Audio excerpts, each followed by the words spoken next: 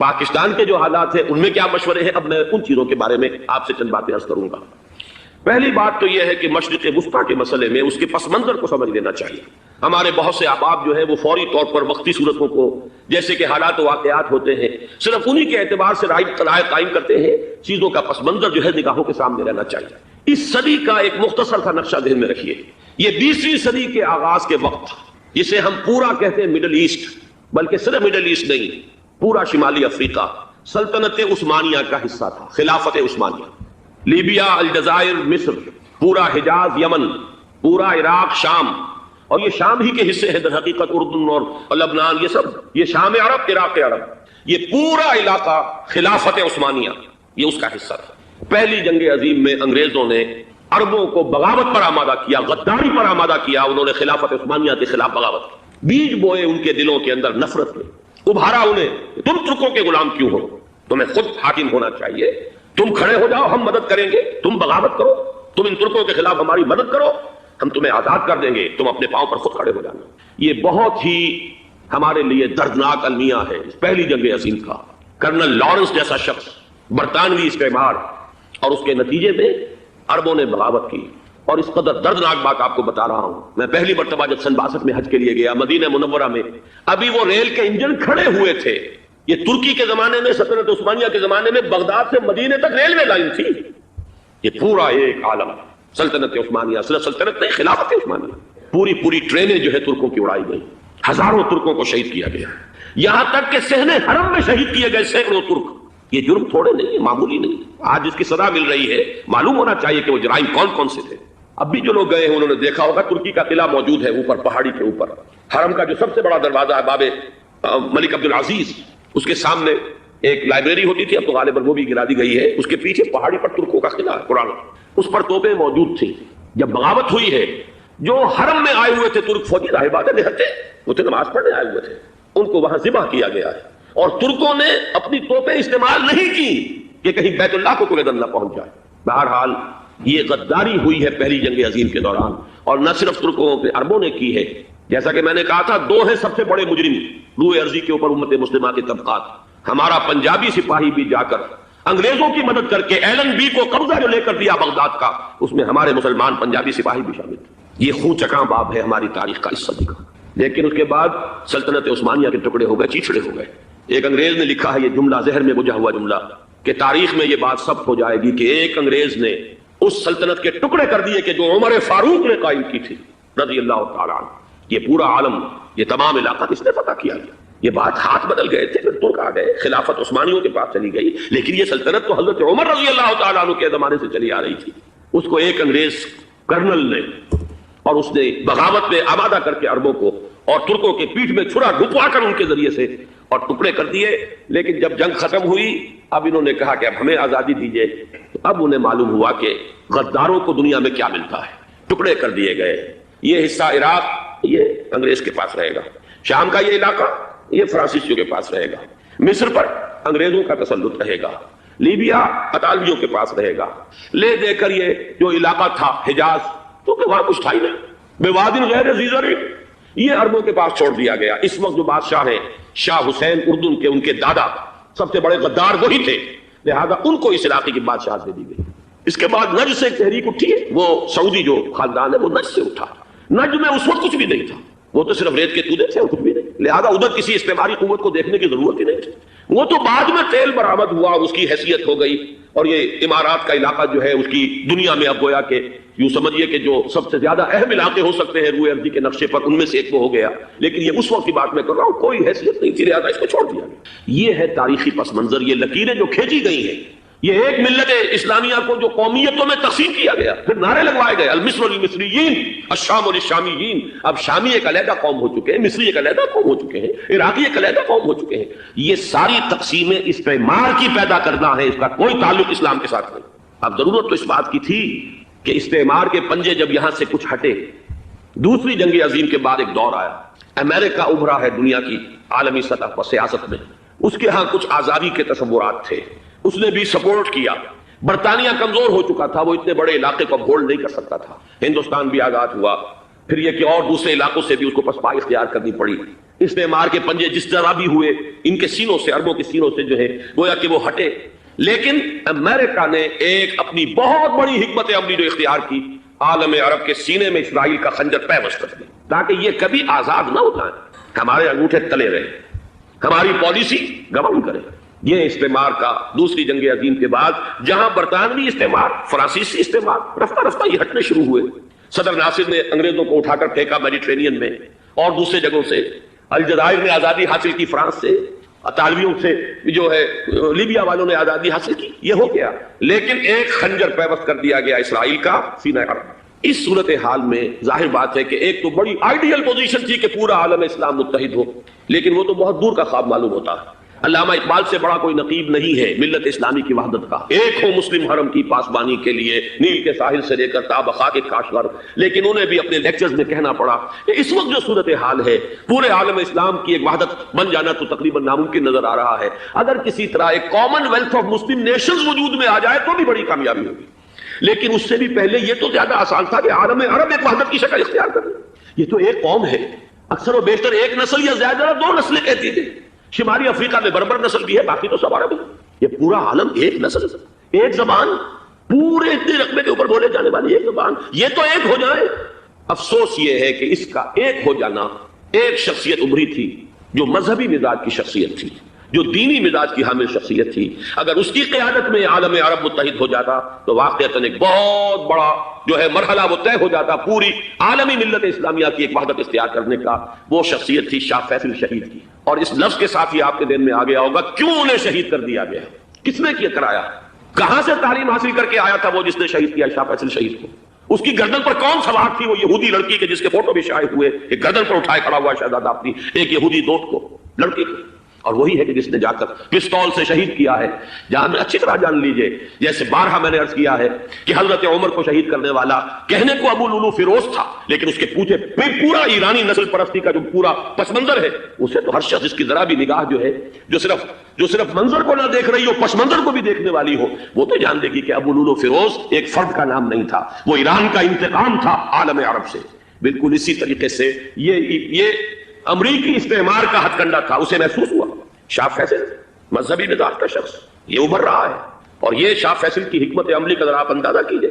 لاہور میں سمٹ کانفرنس ہوئی، اس میں وہ آئے، سب سے ٹاورنگ پرسنالٹی پورے اس وقت عالم اسلام کے اندر شاہ فیصل کی تھی، اور وہ گویا کہ ایک بہت ہی جس کو کہا جائے کہ ایک بہت ایلڈرلی، ایک بزرگانہ ایک شخصیت جو ہے، اور انہوں نے اپنے دولت کے دروازے، عرب میں وہ مشہور تھے کہ نہایت خسیس اور بخیل انسان ہے، اس لیے کہ وہاں وہ خرچ کرتے تھے حساب کتاب کے ساتھ، لیکن ان کے خزانے کھلے ہوئے تھے عالم اسلام کے لیے، ادھر بھی مدد ہے، ادھر بھی مدد ہے، ادھر بھی کام ہو رہا ہے، ادھر بھی کام ہو رہا ہے۔ پھر انہوں نے تیل کا ہتھیار استعمال کر کے ایک دفعہ امریکہ کو دن میں تارے دکھا دیے تھے، لہذا ان کا ہٹایا جانا سین سے یہ امریکی استعمار کے لیے لازم تھا۔ اب لے دے کر رہ گئے کون سیکولر مزاج کے لوگ۔ پہلی اٹمپٹ جمال عبد الناصر نے کی، ناکام ہو گیا۔ قذافی صاحب نے کوشش کی کہ وہ ان کی جانشینی حاصل کر لے، ناکام ہو گیا۔ اب ایک تیسری شخصیت صدام حسین کی، ملحد ہے، اسلام سے کوئی سروکار نہیں، بعث کا فلسفہ، سیکولرزم پلس عرب نیشنلزم، یہ اصول ہے، لیکن یہ ہے کہ یہ شخصیت اب ابھر کر ایسی آئی ہے کہ اس سے اس وقت یہ جان لیجئے، میں امریکہ میں بھی عربوں سے مل کر آیا ہوں، سعودی عرب میں بھی میں وہ دیکھ آیا ہوں، نوجوان نسل جو ہے عربوں کی، پورا جو دوسرے عرب ممالک ہے جہاں پر کہ مذہب کا اتنا چرچا ہی نہیں ہے، پورا فلسطینی عرب، جارڈن کے عرب، شامی عرب عوام، وہ سب کے سب صدام کے پیچھے ہیں، اس لیے کہ انہیں نظر آ رہا ہے کہ ایک شخص پھر ایسا پیدا ہو کر سامنے آ گیا ہے جو شاید عالم عرب کو پھر یونائٹ کر لے، اور یہ ہے اصل وہ شے کہ جو امریکہ کے لیے کسی صورت میں قابل قبول نہیں۔ دولت کے یہ ذخائر، خلیج کی یہ دولت، سیال سونا اور اس کے ذخیرے، اور یہ کسی طریقے سے یہ امریکہ کے زیر اثر نہ رہے، یہ ہے وہ شے جو اسے برداشت نہیں ہے۔ وہ کوئی عربوں کی محبت میں نہیں آیا 2.5 لاکھ فوج لے کر، وہ کوئی شاہی عرب جو خاندان ہے سعودی، اس سے اس کی کوئی دلچسپی نہیں ہے، کوئی پتہ نہیں کہ وہ خود ان کو ہٹا دے اور وہاں پر کوئی جمہوری ڈھانچہ جو ہے وہاں پہ کھڑا کروا دے خود امریکہ۔ اس لیے کہ سعودی عرب میں دیکھ آیا ہوں، حالات اگرچہ ظاہر بات ہے کہ زیادہ گہرائی میں تو وہاں جانے کا موقع ہی نہیں ہوتا، بہت ہی مستبد حکومت ہے، لیکن صاف نظر آ رہا ہے کہ اس وقت دونوں طبقے نوجوانوں کے جو ہے وہ شاہی خاندان کے شدید خلاف ہو چکے ہیں۔ جو وہاں پر جدید مثقف طبقہ ہے، جدید تعلیم یافتہ، جو باہر پڑھ کر آیا ہے امریکہ میں اور کہیں اور وہ کثیر تعداد میں ہے، وہ صاف سوال کر رہے ہیں کہ یہ بلینز اور بلینز آف ڈالرز کے جو ہمارا خرچہ آتا تھا، ہمارے ہتھیاروں کے آرڈر جاتے تھے، وہ کہاں گئے؟ کل 65,000 فوج، اور عرب کے پاس، سعودی عرب کے پاس اتنے ٹینک بھی نہیں ہیں جتنے کہ یمن جیسے غریب ملک کے پاس ہیں۔ تو ہمارا روپیہ یہ گیا کہاں؟ یہ ایک سوال ہے جو ہر شخص کے ذہن کے سامنے ہے۔ اب ہمیں اپنے معاملات کو خود سنبھالنا ہوگا۔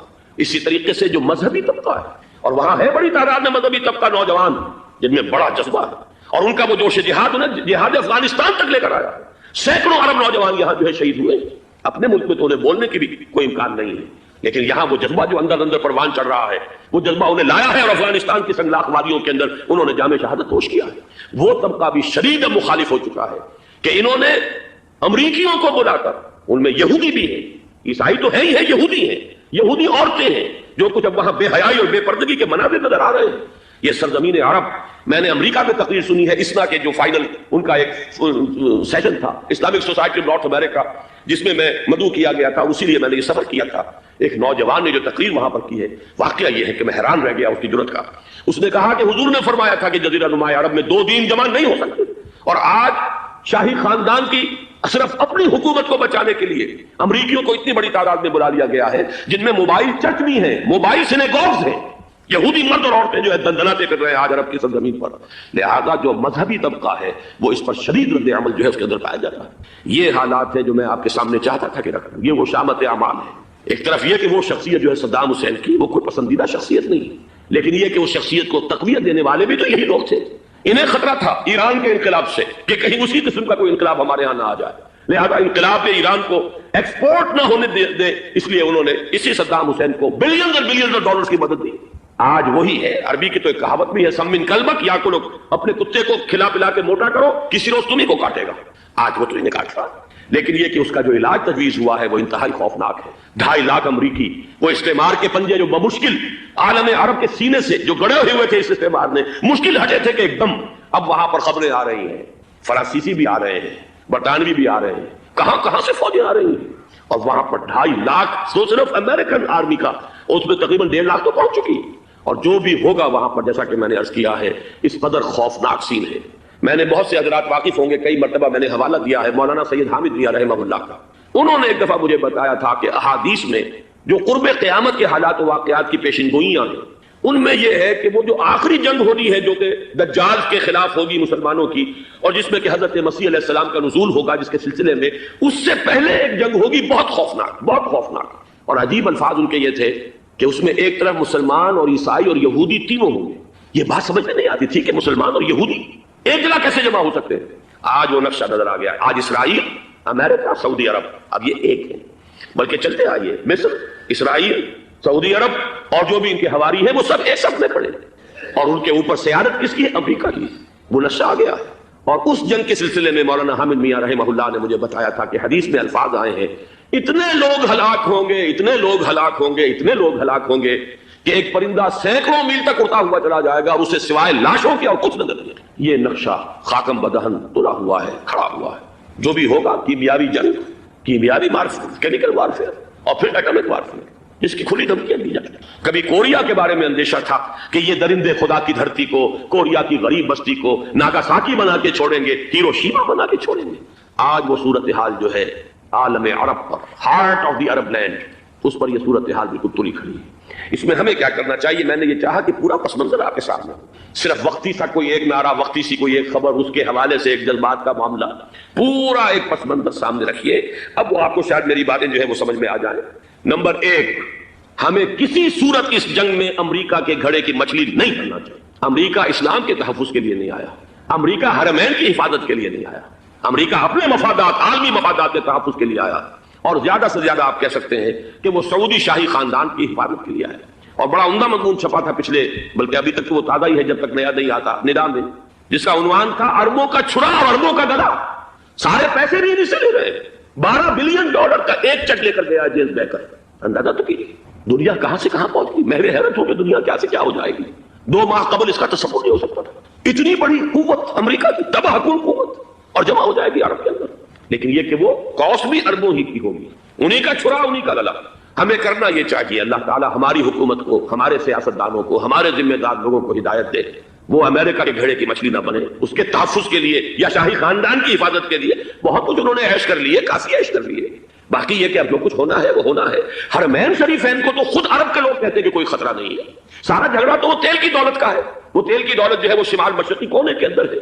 بلکہ یہ کہ جو رد عمل پیدا ہوا عالم اسلام میں اور سعودی عرب میں خود اس کے مذہبی نوجوانوں میں امریکی فوجوں کی آمد کے خلاف اس کا جواب دیا گیا رابطہ عالم اسلامی کی طرف سے کہ یہ جو بھی جنگ کا محاذ ہے، جو فوجیں ہیں، یہ حرمین سے تو 1500 کلومیٹر دور ہے، تو حرمین کو تو کوئی خطرہ نہیں، خطرہ ہے امریکہ کے عالمی مفادات کو۔ آج آپ کو معلوم ہے دنیا دو طبقوں میں بٹی ہوئی ہے، دی رچ اینڈ دی پور۔ یہ جو اقوام ہیں جو 6-7 قومیں شمار ہوتی ہیں دنیا کی دولت مند قومیں، ان کے لیے خطرہ ہے کہ یہ اگر ہم ان کا جو سب سے بڑا ذریعہ ہے اس کا صنعت کا، یہ تیل اگر اس کو کچھ ہو گیا تو ان کی سب کی اکانومی جو ہے وہ ایک دم دھڑام سے زمین پر آ جائے گی، وہ بھی برابر ہو کر آ جائیں گے دنیا کے دوسرے ملکوں کے۔ یہ اس کی حفاظت کے لیے آئے۔ ہمارے نوجوان کو آج میں سوچتا ہوں کاش کہ ہمیں معلوم ہو، ہمیں وہ تاریخ دہرانی نہیں چاہیے کہ ہم نے پہلی جنگ عظیم میں انگریزوں کے استعمار کے پنجے گڑوانے کے لیے اپنی جانیں دیں۔ پنجاب کا نوجوان، پنجاب کا مسلمان سپاہی بھی جا کر ایلن بی کو قبضہ دلوانے کے اندر اور بغداد پر قبضہ کرانے میں اس کے تعاون کیا، اس کی مدد کی۔ کیا آج بھی وہی تاریخ اپنے آپ کو دہرائے گی؟ آج ہمارا فوجی جائے گا وہاں پر امریکہ کے تحفظ کے لیے، اس کے مفادات کے تحفظ کے لیے؟ پہلی بات یہ کہ یہ ہرگز نہیں ہونا چاہیے۔ ہونا کیا چاہیے؟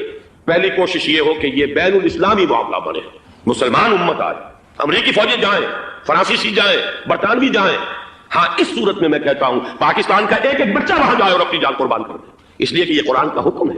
وَإِن طَائِفَتَانِ مِنَ الْمُؤْمِنِينَ اقْتَتَلُوا فَأَصْلِحُوا بَيْنَهُمَا فَإِن بَغَتْ إِحْدَاهُمَا عَلَى الْأُخْرَى فَقَاتِلُوا الَّتِي تَبْغِي حَتَّى تَفِيءَ إِلَىٰ أَمْرِ اللَّهِ فَإِن فَاءَتْ فَأَصْلِحُوا بَيْنَهُمَا بِالْعَدْلِ وَأَقْسِطُوا إِنَّ اللَّهَ يُحِبُّ الْمُقْسِطِينَ۔ امت مسلمہ کو حکم دیا گیا ہے اگر مسلمانوں کے دو گروہ لڑ پڑے تو تم صلح کراؤ، اور اگر ایک فریق زیادتی پر اڑا رہے تو اب سب مل کر اس سے جنگ کرو، یہاں تک کہ اسے اللہ کے حکم کے آگے جھکا دو۔ پھر اگر وہ اللہ کا حکم مان لے، صلح پر آ جائے، تو پھر عدل و قسط کے ساتھ ان کے درمیان صلح کرا دو۔ یہ ہمیں حکم ہے، مسلمانوں کو حکم ہے۔ لیکن یہ کہ یہ امریکی آ رہے ہیں اور امریکی استعمار اور امریکی مفادات اور اس کے لیے جو ہے پاکستان کا مسلمان سپاہی بھی جائے، میرے نزدیک کی کسی صورت میں صحیح نہیں۔ مطالبہ بھی ہو رہا ہے، آج ہی غالباً ایک انٹرویو آیا ہے، شاہ حسین کے بھائی جو ہے حسن بن طلال، انہوں نے بھی یہی کہا ہے کہ اس کو مسلمانوں کو آپس میں اس معاملے کو طے کرنا چاہیے، اس قضیے کو، امریکی فوجوں کو یہاں سے فوراً واپس جانا چاہیے۔ اور یہی بات میں یقیناً تائید کروں گا، تحسین کروں گا، یہی موقف ایران کا۔ ایران عراق کے خلاف جو UN کے سینکشنز ہیں، کہتا ہے ہم اس کی پابندی کریں گے، لیکن امریکہ کو یہاں سے نکلنا چاہیے۔ یہ مسلمانوں کا اپنا معاملہ ہے، وہ آپس میں طے کریں۔ پاکستان کو بھی یہی موقف اختیار کرنا چاہیے پوری قوت کے ساتھ۔ اس میں کوئی بھی اگر کمزوری ہو رہی ہے تو در حقیقت یہ گویا کہ ہم امریکی استعمار کے ہاتھ میں اس کا آلہ کار بن کر، کھلونا بن کر استعمال ہو رہے ہیں، جو کہ ہمیں کسی صورت میں نہیں کرنا چاہیے۔ اگر یہ بھی ناکافی ہو تو دوسرا ایک اور مسئلے کا حل موجود ہے اس سے براڈر سطح پر، کہ غیر جانبدار ممالک اگر کوئی ہے ان کو بھی اس قضیے کے اندر شامل کیا جائے۔ ایک تحریک تھی کسی زمانے میں، کافی بڑی تھی، لیکن یہ کہ وہ بھی اگر اس کے اندر شامل ہو جائیں۔ لیکن امریکہ، رشیا، یہ تو ظاہر بات ہے سپر پاورز ہیں، ان کے مفادات ہیں، عالمی اور گلوبل مفادات ہیں۔ لہذا اول تو یہ ہونا چاہیے کہ بین الاسلامی معاملہ بنا کر، اس صورت میں جیسا کہ میں نے عرض کیا ہماری پوری فوج بھی جائے اللہ پر توکل کر کے، پاکستان کا محافظ اللہ ہوگا، اگر اللہ کے ایک حکم کے اوپر عمل کرتے ہوئے مسلمان یہاں سے جائیں اور جا کر وہاں پر جو ہے اپنی جانیں دینے کو تیار ہو جائیں۔ لیکن اگر یہ اس میں بھی کافی نہ ہو تو جو بھی غیر جانبدار ممالک ہیں ان کو بھی اس معاملے کے اندر شریک کیا جا سکتا ہے۔ بدرجہ آخر اگر پاکستانی فوج جائے وہ صرف حرمین شریفین کے گرد و نواح میں ان کو ڈپلوائے کیا جانا چاہیے۔ اگر خدا نہ خواستہ وہاں پر کوئی آنچ آنے کی شکل پیدا ہو جائے تو اس کی، اے ارض پاک تیری حرمت پہ کٹ مرے ہم، اس کے لیے مسلمانوں کو تیار رہنا چاہیے۔ اس لیے کہ بہرحال جہاں تک ارض پاک کی حرمت کا تعلق ہے وہ ہمارے ایمان کا جز ہے۔ باقی برطانوی مفادات، امریکی مفادات، صنعتی ممالک کے مفادات یا کسی شاہی خاندان کے مفادات، یہ شاہی خاندان یہ تو گرتی ہوئی دیواریں ہیں، جانا ہے آج نہیں تو کل، لیکن یہ کہ اصل معاملہ ہے امت کا، اصل معاملہ ہے امت مسلمہ کا، اصل معاملہ ہے حرمین شریفین کا۔ لہذا ان دونوں چیزوں کو لازماً گڈمڈ نہ کریں۔ آپ حضرات کے علم میں ہے کہ اس سے پہلے ایران کی طرف سے بار بار مطالبہ ہوا کہ حرمین کو بین الاسلامی کنٹرول میں دے دیا جائے اور سعودی عرب کا اس کے اوپر سے جو انتظامی عمل دخل ختم کر دیا جائے۔ میں نے کبھی تائید نہیں کی، اس لیے نہیں کی کہ میرا مشاہدہ ہے، میں گیا ہوں بارہا، سعودی عرب کی حکومت نے چاہے خود بھی بڑے بڑے محل بنائے ہیں لیکن حرمین کی خدمت کے اندر بھی کوئی کمی نہیں کی، اس پر انہوں نے اربوں ڈالر اس پر بھی خرچ کیا ہے، اس کے اوپر انہوں نے اس حج کے انتظامات پر پوری حکومت جو ہے وہ اپنے آپ کو لگائے رکھتی ہے۔ لہذا اس اعتبار سے کوئی کمی کی بات نہیں وہاں پر آئی کہ جس کے لیے ضرورت ہو کہ ان کا عمل دخل